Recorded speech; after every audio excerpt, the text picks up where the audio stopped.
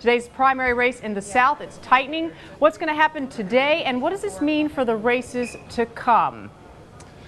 As far as we know, it's just going to be a really tight finish in Alabama and Mississippi. Could be that the three main contenders sort of divide the delegates up in ways that don't necessarily change the math all that much. I think the only chance of a real sort of decisive turn in the race coming out of today is if Mitt Romney were to win both of those two southern states. That would really send a message around the Republican Party that he's able to compete strongly in the South as well as in other parts of the country. There are also races today in Hawaii and American Samoa. You know, that just shows how how everyone's in pursuit of every last delegate. And I think, again, there, Romney is likely to widen his lead a bit. And then we go into this phase. Once again, we go through this kind of, watching paint dry kind of phase where we're going to have a caucus on Saturday in Missouri and then Puerto Rico on Sunday. And it's this sort of a few states dribbling out over the rest of the month.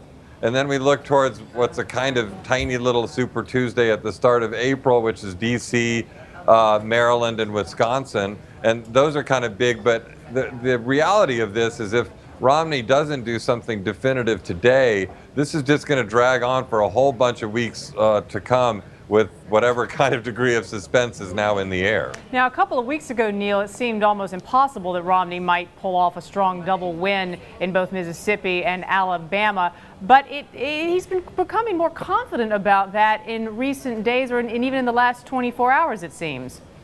You know what's taking hold, I think, a bit, and what his camp points to is that voters, not just in Alabama and Mississippi, but elsewhere, whether they love him or not, are coming around to him being the guy that will in the end go up against Barack Obama, and there's a certain kind of realism taking hold. And from what we can tell, if in the end Romney wins in either of the two states in the South today, it will be mainly on this electability issue and not because there was huge overlap between him and the issue base that a lot of people there really care about.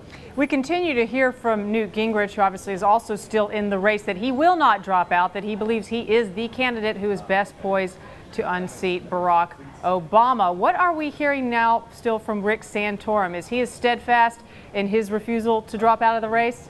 Yeah, he is. I mean, they put out a memo yesterday making the case as to why, they can get the nomination and how they can prevent Romney from getting the delegates needed to secure the nomination himself.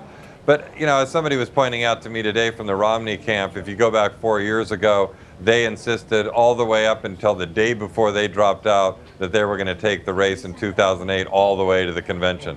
It's kind of a trope in politics that you say that, it stirs your base and stirs your supporters, and then all of a sudden you change your mind. I don't know whether this week will be the week that we'll see someone change their mind, though I will predict that in the end it will likely be Newt Gingrich who drops out first among the four that are still in the race. Interesting prediction, Neil. Well, you haven't been wrong with some of your other predictions, so people should mark and listen to that. One more question. In terms of Mitt Romney, if he does pull off this double win today in the South, and what would it take for him to secure enough delegates to seal the nomination before Convention Day? Is it even mathematically possible if he won every race going forward till then? Well, yeah. Right now, I mean, I think his camp has put out the math saying that if they win something like half of all the delegates that are now out there, they will cross, the threshold needed.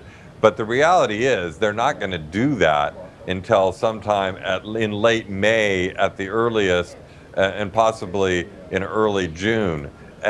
So we're not going to see any moment like that happening. What they're hoping will